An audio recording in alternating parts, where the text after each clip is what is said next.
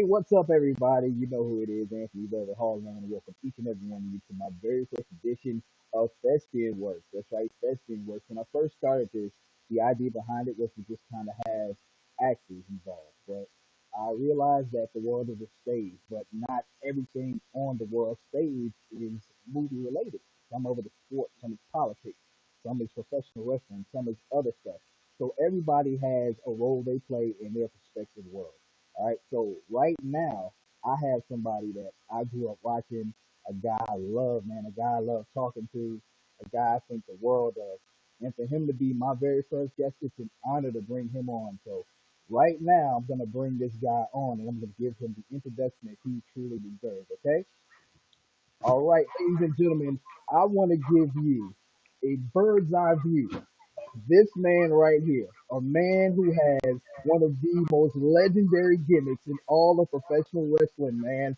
This guy is the guy, when he cups his ear, the foes run in fear because this man is the red and yellow of professional wrestling that you just can't deny. Ladies and gentlemen, boys and girls, I give you WCW, NWA, and WWF legend, the one, the only, Randy Hogan. Randy, how are you, brother? Anthony Velvet Hall, let me tell you, this is going to be such a hot show that you started. Congratulations. I see why behind you you got a fire extinguisher on the wall, baby, because it's going to put out all that flame.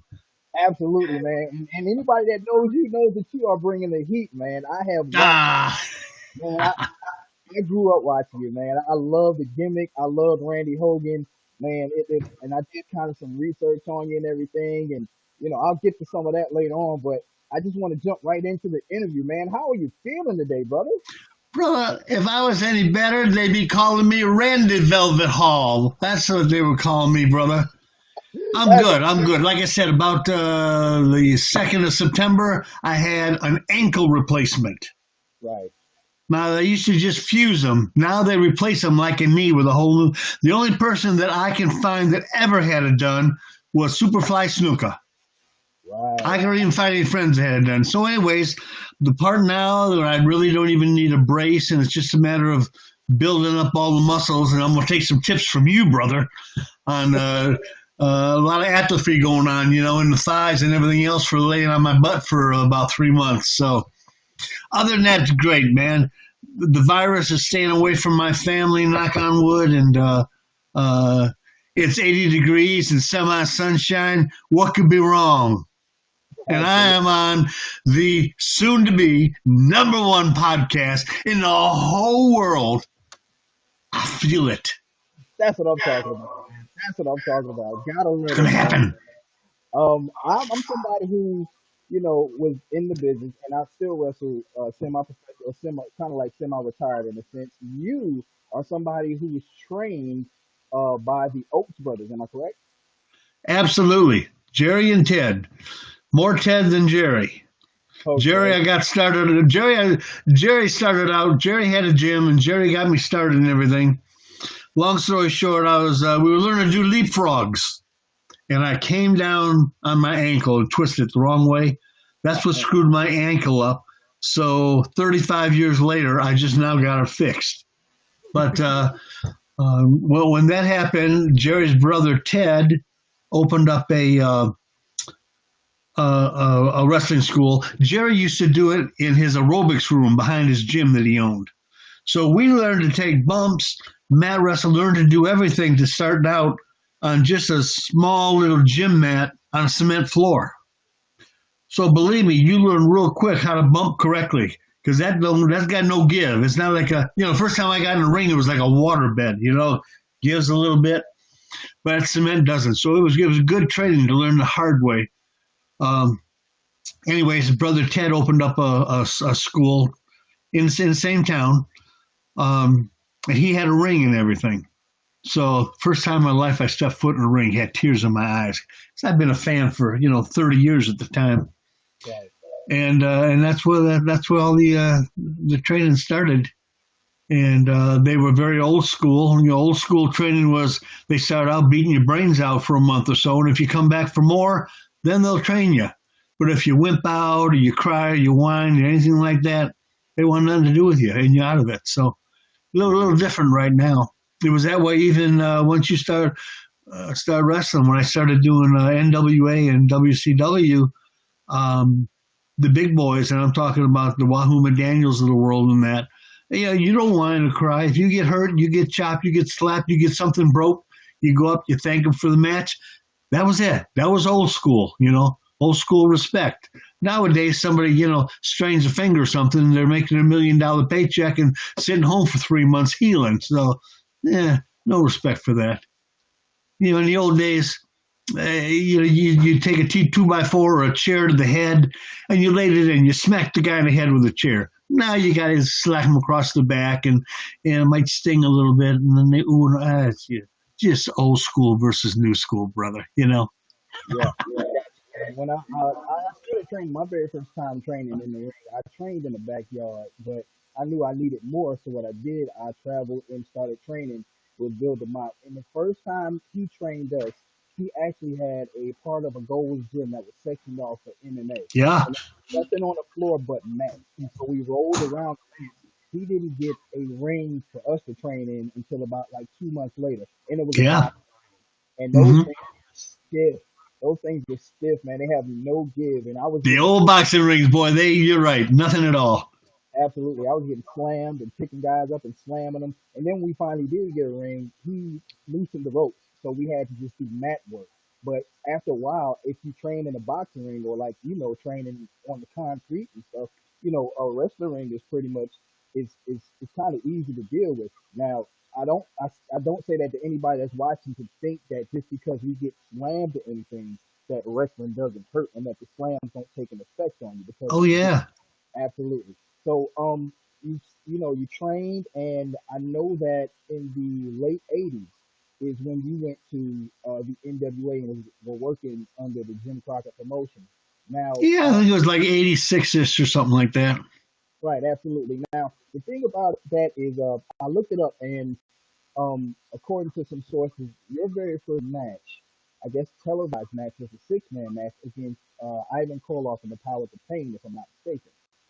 Um, That's not correct. okay, and correct me, please. I'm gonna straighten it out, baby. My Okay, very first TV match was against the Barbarian and the Warlord, okay, managed by Paul Jones. That was the first one. okay. Now, I'm glad you brought that up because I want to ask you something. Now, that was the very first, since you said that was the very first match, you fought those guys in the midst of their feud with the Road Warriors. And you also had matches with the Road Warriors. I know I because I did. watched it last night. I watched the I- matches with the Road Warriors. Which team hit harder, the LOD or the Powers of Pain? LOD. Let me, and it was not intentional. They did not know how strong they really were. I have heard They that had before. no idea. They're not trying to kill you, but they did accidentally, as opposed to let's take a Vader, who just didn't care. Right. Um, but the Warlord and Barbarian were big and they were good, but the Road Warriors at the time, LOD, whatever they were calling them, with Paul Jones, they were Paul Ellering. They were a classic. They were some bad dudes. They were big. They were thick. They were hard as a rock, and they'd come down on your back or something with a forearm.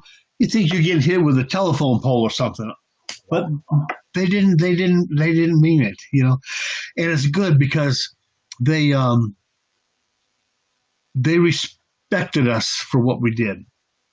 Let's get the terms out of the way. Jobber, enhancement. First of all, none of them ever offended me. Okay. Think about it. You got a job. You get paid to do it. You go to work every day. Everybody's a jobber. Okay? Absolutely. Enhancement. My job was to enhance the talent. If they were wrestlers, baby faces, it was my job to help tell the story and show the audience that they can wrestle. If it was the Road Warriors or Abdul the Butcher or Vader, I was a piece of meat. I was paid to make them look invincible, monsters in that. which means we got very little offense. And some of the keyboard warriors at homes, don't understand that part of the business. So they make fun of us. Oh, what's he doing in the ring? He shouldn't be in the ring. Well, some of the jobbers, George South, Barry Horowitz, Reno Riggins, guys like this, actually trained, know how to wrestle, but we knew our role. So jobbers, everybody's a jobber. I don't care who it is. Enhancement, we were paid to enhance the guy's talent, whether he was a technical wrestler like a Flair or a Brad Armstrong or a Legion of Doom, something like that. Star makers, they call us. Well, we were star makers. We made the stars. They are what they are because we helped tell the story of what they are. Let me see. So you got enhancements, you got jobbers, star makers, carpenters, okay? We built them. We built their reputations by putting our bodies on the line for them to do whatever they want with. Pin me, pay me. That was kind of what our attitude was back then. And so that's kind of where the enhancement, the jobbers kind of really fit into the big picture, there was a bit of a transition when Ted Turner bought Crockett's NWA and turned it into WCW. We went through a sort of a almost they went through a transition where they didn't want as many of the squash matches, they used to call it. They wanted guys who knew how to work. So we had to do almost kind of like an audition, on-the-job audition type thing, which is why of all the thousands of jobbers through the years, you've seen some of them you'd see once or twice and then they were gone. The ones that were actually trained correctly, which is very important to this day, I think, and knew how to work and knew and appreciated their role, like I said, whether you're wrestling or whether you're a piece of meat, you didn't whine, you didn't complain, nothing else. You were appreciative and professional to the business. Those guys that kept around at the time, there was like me and George South, Gary Royal, the Italian Stallion, Mike Justice. There was a handful of us that stayed around, and we'd go on Wednesday nights to Atlanta, and they do 3 hours they had a lot of TV back then, the territory days. So they do 3 hours worth of taping. So, and you got paid for each one you did. So you might be, for a 3-hour show, you might be on 2 of those hours, 2 matches, double pay. Good paycheck for a young single kid like me. And the talents, the over guys, the big guys, the stars, they got to know us after a while, and they got to pick certain ones they wanted to work with. Jimmy Cornette and the Midnight Express liked me. Sting did. Those were the biggest ones that I worked with an awful lot because they could throw me any way they wanted. I don't care. I wasn't that. I was about 225 at the time. But I could take a fall from anywhere like a cat. I was just very fortunate, very lucky. So no matter what they did to me, toss me, turn me, ragdoll, I don't care. Do it. I love being here. Thank you. That's my job. So I never complained, never went back, never said a bad word about anybody, nothing else. And that was job security at the time. That's why I lasted as long as I did, as opposed to other guys who were just, one-offs, as they say. Yeah, that's cool. I noticed now you went from NWA to the WWF, and I looked at some of your matches this morning, and it fell on me like I didn't even notice. Like you went from being Randy Hogan to Scott Colton in the WWF. Now, whose idea was that, and how did you feel about the change? Let me tell you something. None of that is true. That's the internet stuff. Scott Colton is a whole different person. Now, he looks like me, minus the mustache. I don't know where it came from or how it picked up on. Wow. But I am not Scott Colton. Wikipedia has it like that. Yes. And you are the first, I believe, the first I have ever told that to. It doesn't come up that often, but I did spot house shows when they would come to town and stuff. But very few. Most 95% of my TV stuff was all WCW, NWA. Man, look, we just made history here.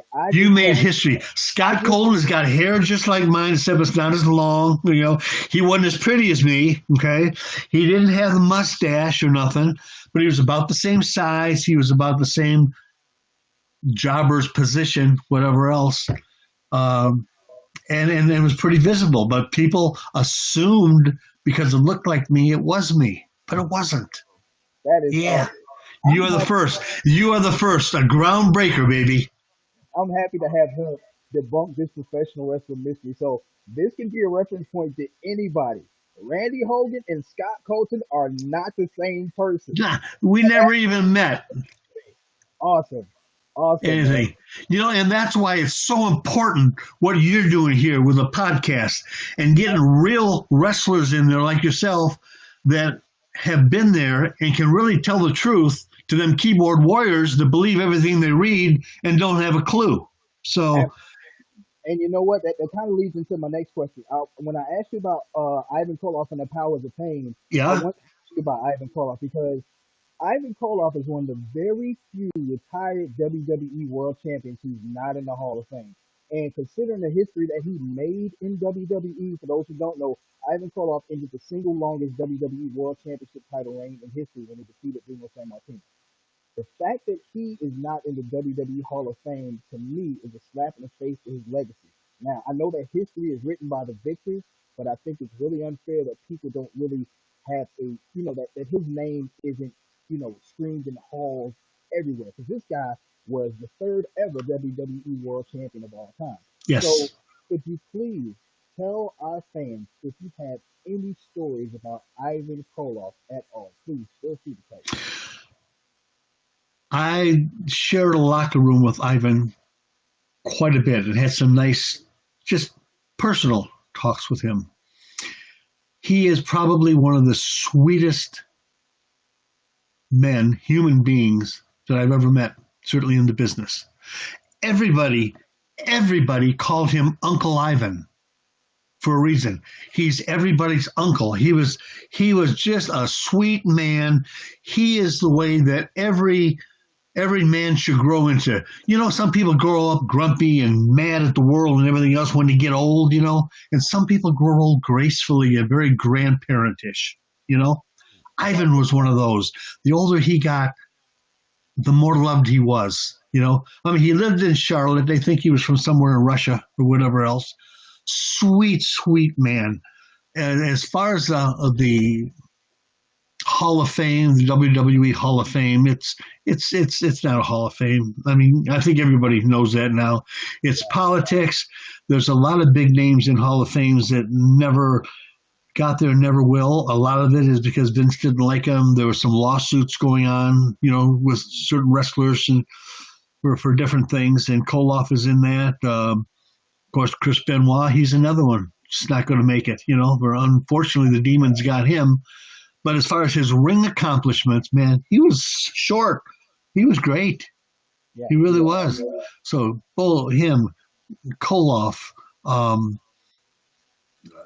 there's just going to be so many of them. But a lot of them got caught up in this lawsuit stuff, Look at what they did to Hogan. They put him in the Hall of Fame, and then controversy, and they took him out of the Hall of Fame.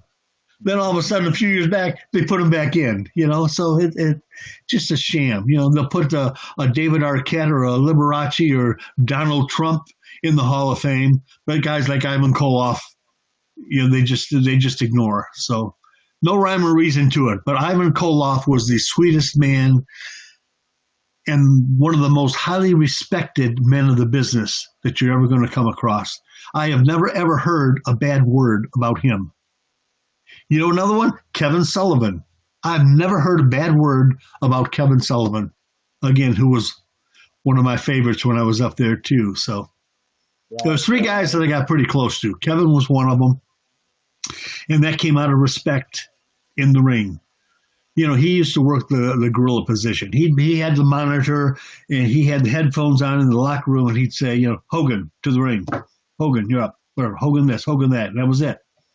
Well, one day I walked in and looked at the sheet, which they list who you're going to wrestle and what match you are and everything, and looked on the sheet. It was me against the Varsity Club, which was Kevin Sullivan, Mike Rotundo, Rick Steiner, and Dr.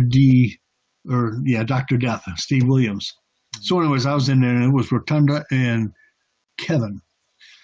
And I worked them, and Kevin hung me upside down in the corner, and his tree of woe, as he used to call it, comes running across with that hip in the gut, you know, knocks the wind out of you and everything. But again, no complaints, no nothing.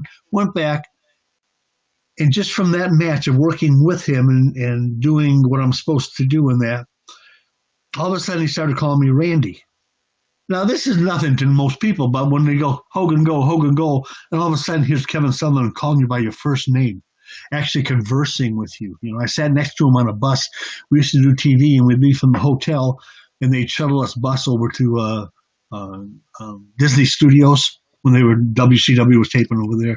And I rode next to him a couple of times, and we just talked a little bit.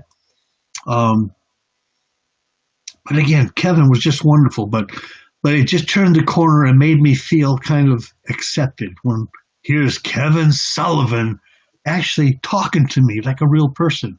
Normally us jobbers, we're in one little corner like little mice hanging by ourselves, you know, and all the big boys. You know, first time I walked in a real locker room like that, you know, I got Ricky Steamboat, I got Flair, I got Dusty Rhodes and the Midnight Express and the New Midnight Express, Paul E. Dangerously at the time, surrounded by all these guys. You just want to go get autographs like a fan, you know, but you got to be cool.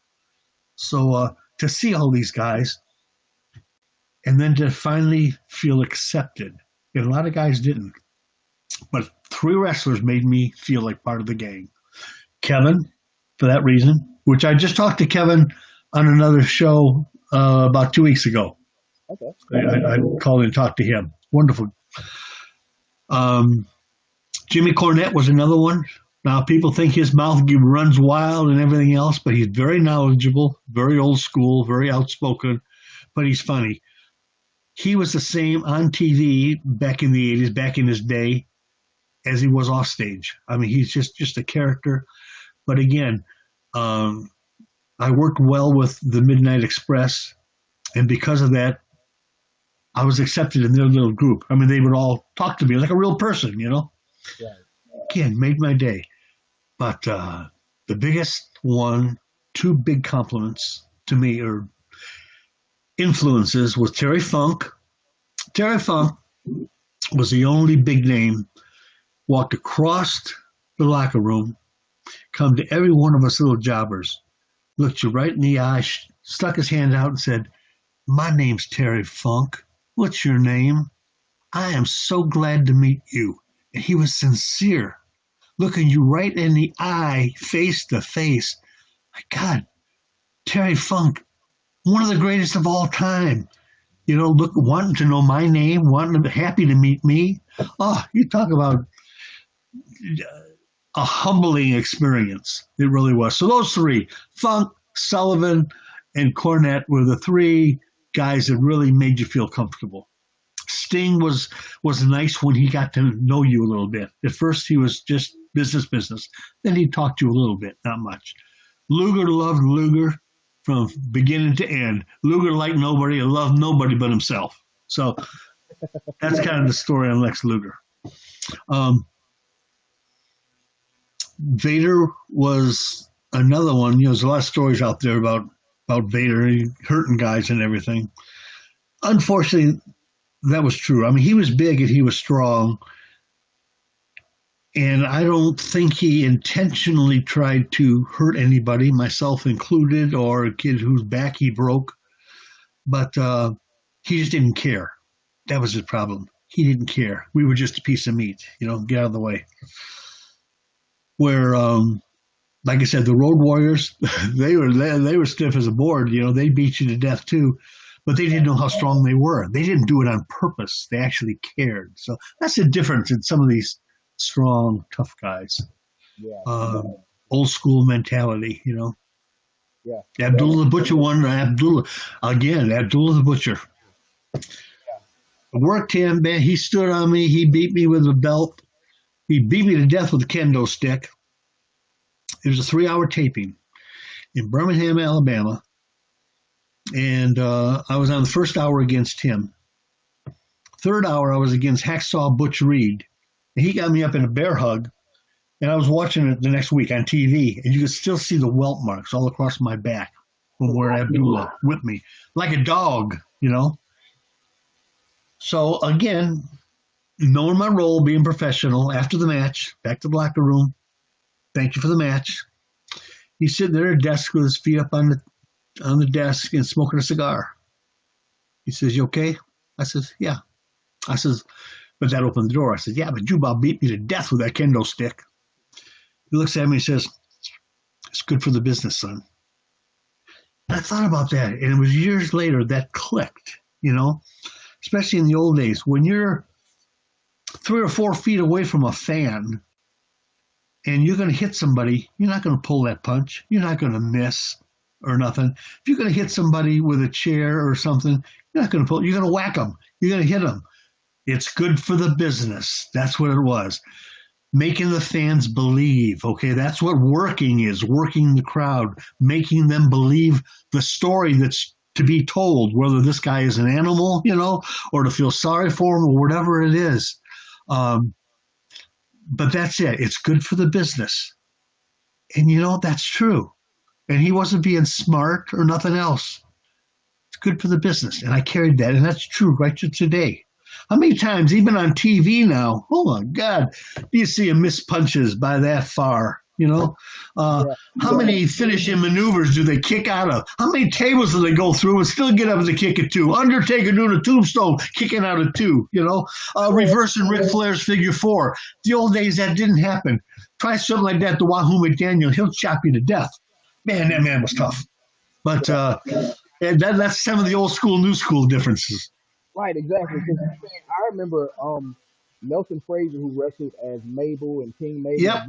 Yes.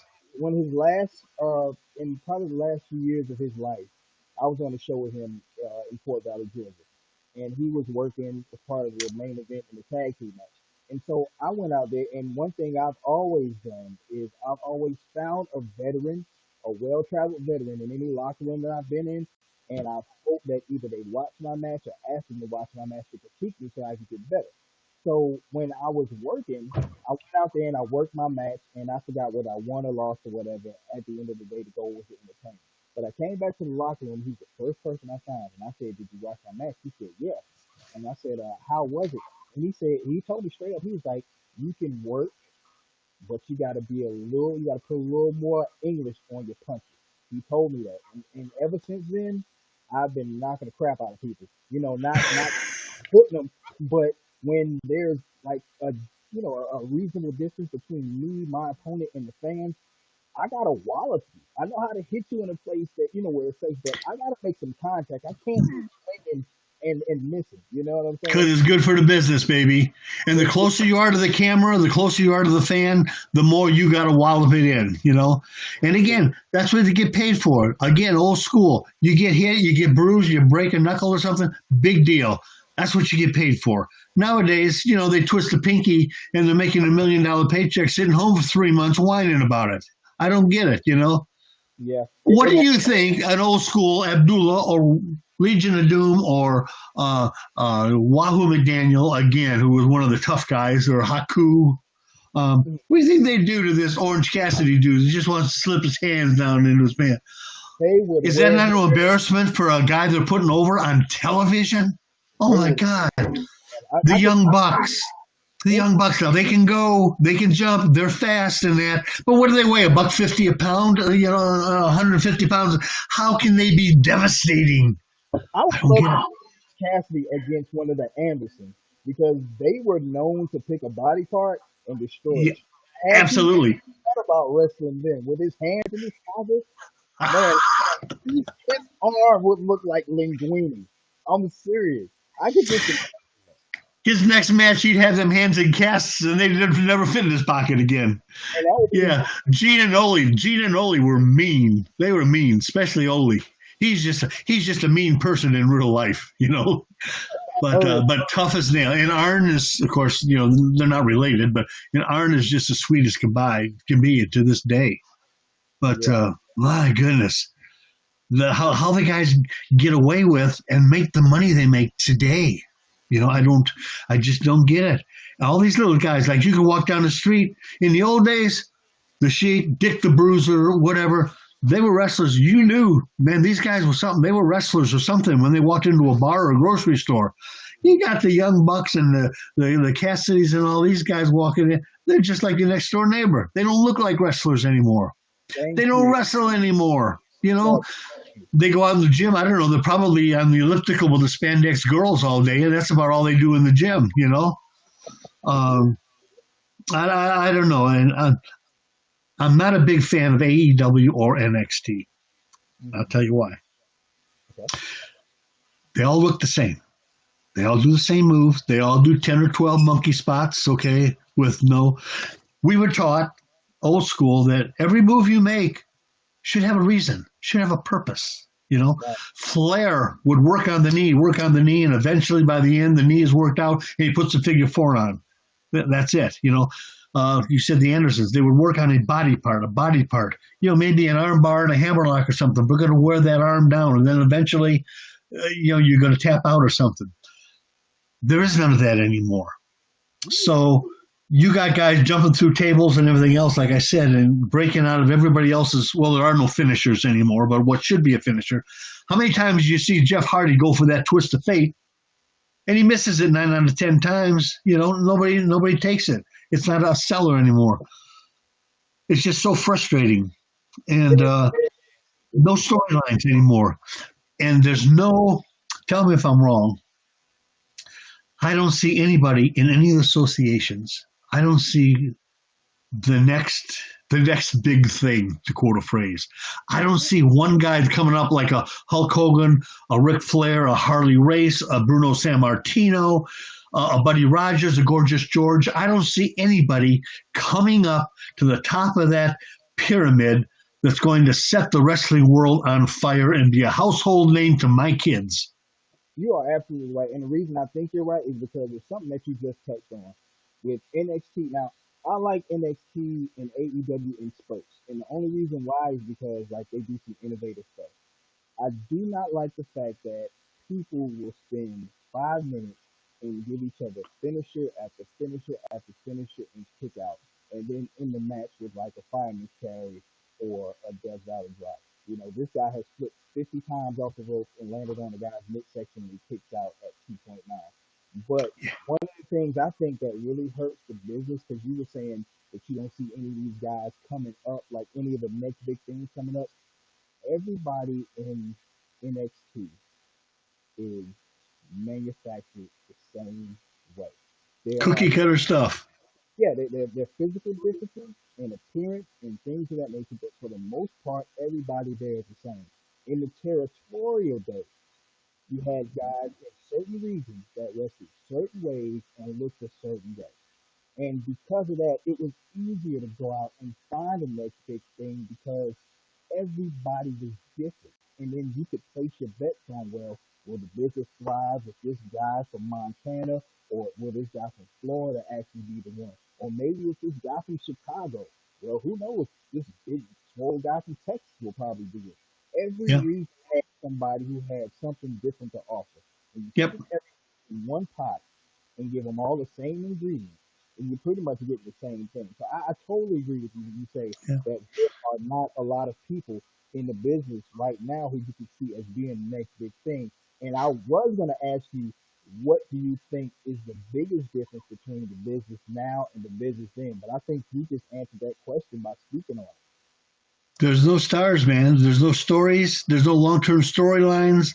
Now down here in Florida, again. I hate to keep going back to Kevin Sullivan, but he just pops in my head. Him and Dusty Rhodes, they went for a couple of years in a feud, and they go all around Florida. up into Georgia, back in the days when they had Georgia Championship Wrestling and Florida Championship Wrestling, Gordon Soley stuff, They took this feud everywhere, and you couldn't wait to see what's going to happen next. Oh, this happened at the Omni in Atlanta. What's going to happen down at the Convention Center in Miami next week, when they're coming back again. The talent that I think the wrestlers in the older day had more control over their characters, too. They developed their own, where now they're giving it to them, Let's take Barry Darsow. Okay, most people don't know who's Barry Darsow, but they say, well, he was one of the Russian assassins. He was the Repo Man. He was part of Demolition. He had all these gimmicks, but nobody remembers Barry Darsow. It's a shame. Kevin Sullivan, was successful in, but he started out as a good guy with Steve Kern back in Florida Championship Wrestling and Mike Graham and everything as the Boston Battler. Kevin Sullivan, cute little kid, Then he come up. Then he got a little bit of heel, and then he was good again, and then he disappeared and came back all jacked. I mean, he was at one time he was jacked when he come back with Woman, Mm-hmm. And then he somehow slowly slipped into the dark side, and he was Lucifer, and he beat Dusty Rhodes. So Dusty Rhodes then had to become the Midnight Rioter and come back. But this feud back, this is what its storylines, what kept it going in the territories and that.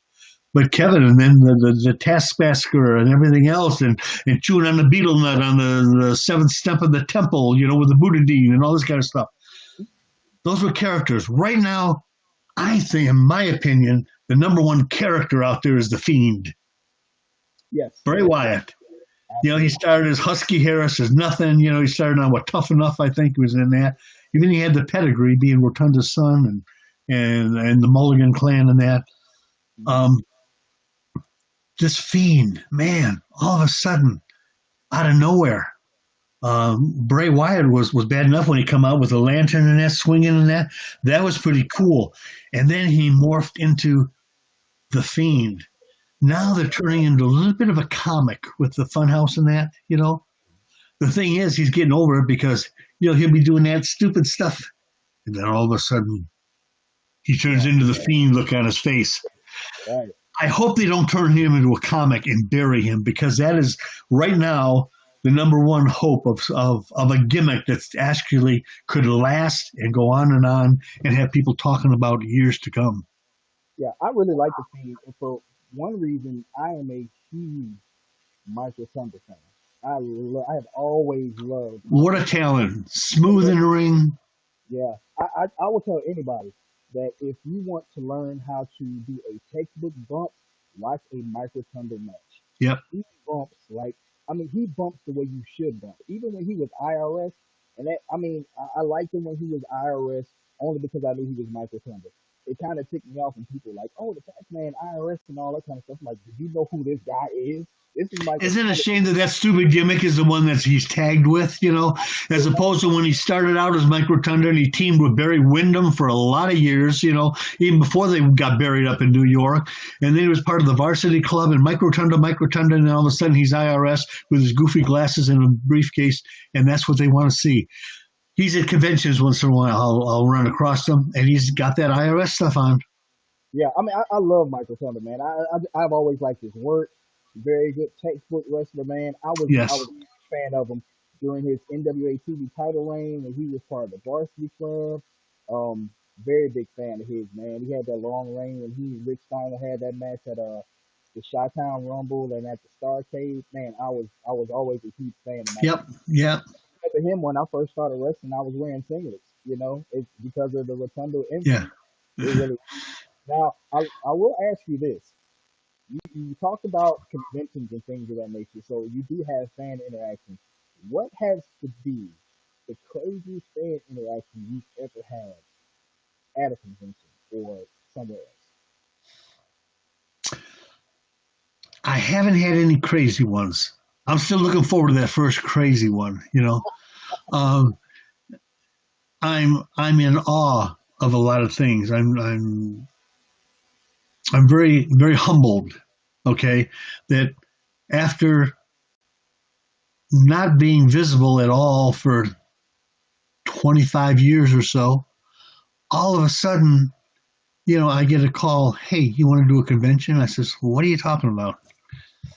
And I went and I did it. I could not believe that, first of all, people would remember who I was or even care, much less buy merchandise, buy a picture of me, pay to get your picture taken with me. I want to pay you for asking me to do something like that. Right. Totally humbled by it. To this day, I am so appreciative of not only the vendor that I work with, but of the fans that actually care, show an interest. I won't say share the love because that might be a little too deep for most of them, but to share an interest. It's not like I'm making their day, they're making mine. When they come up to my table and say they want to have a picture with you or an autograph or a picture or a T-shirt or whatever else, man, each one, it never gets old. I am so appreciative of every one of them. Whether I'm walking around going to the bathroom and I get a free autograph on the side, they slip it or something else. I'm so happy and proud and humbled that the people actually care. They keep an old guy like me relevant. Guys like you on podcasts. The hell are you calling an old guy like me? When you could have the Undertaker or Sting or Luger or anybody else. Randy Hogan of all people. And I got stories and I know all the guys, but I am totally humbled and so appreciative not only of you and people putting me on the show, but of what you're doing. Like in the Scott Colton case, getting the truth out of the horse's mouth. Right. You are providing not only entertainment but a complete service to the wrestling community, and I can. That there's so much history of professional wrestling that's either being rewritten or ignored simply because WWE pretty much owns everything. And one of the things I really want to do when I talk to people is I know there's more than one side of every story, and that not their version of the truth is not always the truth. So for me, it's always an honor to talk to veterans and sit down and talk to them. I can remember when I had a conversation with Joe Deaton in the Mhm. locker room. He and I were talking, and I grew up looking at PWI and Inside Wrestling and Yeah. Sports Wrestling. I love it. I gotta mention the picture with you and Cornette. I love it, man. I had May that. of 1989, baby. May of 1899. I made copies of that picture, Yeah, and I yeah, sell them if anybody wants to buy one. I got the whole page absolutely. autographed. And so like when I was talking to him, I was telling him I was like, man, I was a big fan of Mitsuharu Masawa was a big guy over in Japan, but I was always a huge fan of Toshiaki Kawada. And so when I talked, he told me about Kawada and Masawa and Kente Kobashi and a lot of the other guys. So he filled in a Yeah. lot of gaps for me. And for me to be able to sit here and talk to you and with us discussing the whole Scott Colton thing, I'm happy to be able to have done a service to the business and to the sport because I've been a wrestler, but now even I feel like I'm definitely helping to give back. And Oh, you're still ready. Who you lying to? You're still. I see those guns. Okay. I know. You're ready to go. oh, you know I am. You know I am, That's man. right. I'm gonna come up there. Like I said, I got a convention up there in April in Rome, Georgia, baby, and that ain't too far. I'm still in Georgia, and we just might have to do something up there. Absolutely, absolutely. Now, Randy, I've had a great time talking to you, and I would like right now for you to tell the fans where they can purchase the Randy Mania merchandise. Woo. You know, I'm the simplest guy in the world. I know nothing about technology or all that computer stuff. All I can tell you for sure is I'm on Facebook. And if you want some of my stuff, you go on Facebook to Randy Hogan Stuff. That's what it's called, Randy Hogan Stuff. I got, in fact, I'll have this will be on this interview that we're doing here. This is going to be on it. Updates on my ankle surgery. All my merchandise is on there, little stories, bits and pieces. Or you can go just look Randy Hogan. I have another site that's got a lot of the same stuff, but more personal stuff on it too. Um, Pictures of my wife and my kids, my dog. Got to get my dog in there. Absolutely. So yeah, just Randy Hogan stuff, or Randy Hogan. You'll find me. My picture will come up. got the flag behind me and the old school turquoise, black robe, and everything else. So easy to find. Facebook, Randy Hogan stuff for all my stuff. Thank you. Absolutely. Right. I have had a ball talking to you. I thank you so much for being my very first guest. Oh, And trust me, I know that we're going to talk a lot more beyond this. We're definitely going to meet in Rome. That's definitely going to happen. You and I are definitely going to be meeting with each other and talking with each other and all that kind of stuff. that's right. And jump back on Thespian Works, please let me know, and I'll be more than happy to have you, brother. You know, you are just wonderful. I wish you nothing but success. This is going to be hot. Good thing you got that fire extinguisher on the wall behind you, Yes, okay? Because it's going to light everything on fire. I'm telling you, because you're knowledgeable. You know the business from the inside out, okay? Um, you ask the right questions and everything. This has been a true honor. Not only be your first, if I was your last one, it'd be an honor to be on your show. And I thank you, and I thank for all your fans. And they're crazy if they don't tell everybody else to tune into you, because you tell it like it is. absolutely, absolutely. Thank you so much, everybody. This has been Thespian Works. I would like to give infinite thanks to the one, the only, the legendary Randy Hogan for being my very first guest. Yes, sir. There he is, flexing the pythons. Randy Mania is running wild, ladies and gentlemen. Please be sure to be on Thespian Works. Randy, I love you, brother. I'll talk to you soon. I love you too, brother. Take care of yourself. I'll talk to you soon. All right, everybody, take care of yourself and each other. Peace.